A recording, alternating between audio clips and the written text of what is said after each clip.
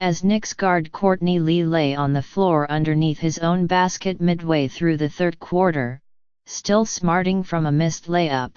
The Nets tried to take advantage. But instead of patiently exploiting the gap in the Knicks' defense, Caris LeVert drove straight to the rim and was blocked by Michael Beasley. If anything encapsulated the current iteration of the Knicks-Nets rivalry, that was it. There is moxie, but little else. It is a precarious time for a relationship that was supposed to be symbiotic for both franchises, basketball in New York, and the NBA in general. The insurgent Nets, who arrived in Brooklyn in 2012, hoped to chase championships and surpass the Knicks along the way. The Knicks would finally have an intracity rival to push them after decades of holding a monopoly on the market. The reality, however, has failed to live up to that intent. The two teams' matchup on Monday afternoon was far from a must-see contest. Instead, it was more appropriate to ask why it was worth watching at all. The Knicks, at least, provided another glimpse of the potential in their young talent during a 119-104 victory at Barclays Center. Kristaps Porzingis scored 26 points, and Frank Ntilikina nearly notched a triple-double with 10 points, 10 assists and 7 rebounds. The Knicks' talented yet inexperienced lineup has a 20-24 record thus far. The good vibes from their encouraging start were punctured by a stretch in which the team lost 10 of 13 games, thanks in part to losing Tim Hardaway Jr. for 6 weeks with a left leg injury. On Sunday, they let a 19-point lead slip away in an overtime loss to the New Orleans Pelicans.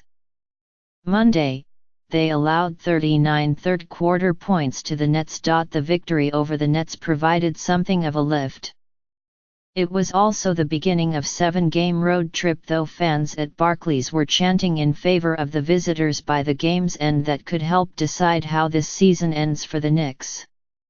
A trip to Memphis Wednesday, followed by 5 games out west, will prove far trickier. It's going to be huge, Porzingis said of the coming stretch. It's going to show us where we are right now. We've been so close in so many games on the road that we're right there. All we need is to stick together, finish the games better, and I'm sure the wins will come. The Knicks have not posted a winning record since the 2012-13 season, and the Nets' most recent one came the season after. They are both mired in long, occasionally painful rebuilds. 2 stargazing organizations have one legitimate star between them, Porzingis. The Knicks are hoping that by finally keeping their first-round picks they can find a strong complement for Porzingis one of these years. The Nets have a bleaker outlook. They are bereft of picks after a disastrous 2013 trade with the Celtics and have turned to dealing for depressed assets that they hope to revitalize. The Knicks remain pegged in the present, hoping to avoid a second straight mid-season collapse and nab a playoff spot. The Nets are still chasing the future. But after consecutive seasons with the worst and third worst records in the NBA, the Nets are, at least, no longer laughable. Though 16-28 is still far from enviable, there are signs of progress under general manager Sean Marks. Spencer Dinwiddie has been a solid presence since he was signed from the N.B.A.'s developmental league last season, averaging more than 13 points and 6 assists. D'Angelo Russell, the former number 2 overall pick, could soon return from the arthroscopic left knee surgery he underwent in November.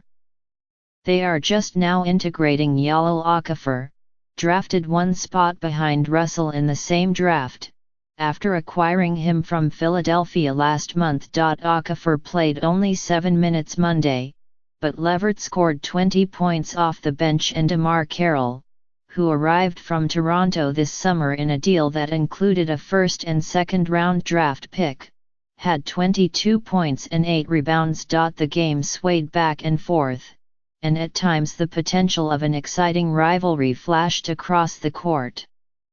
Portuguese will likely be an all-star this year.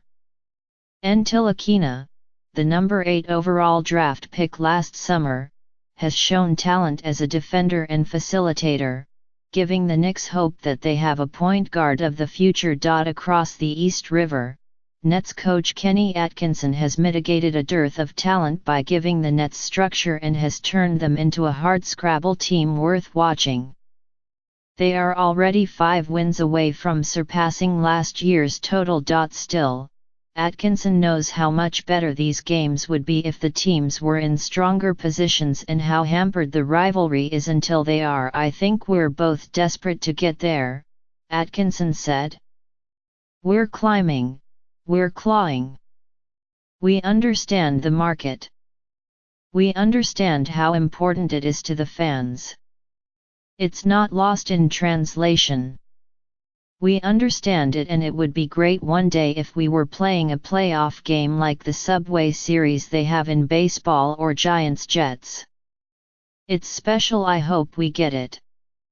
I really wish that, he added. I'm a real New York fan. Both teams being good would be good for the city.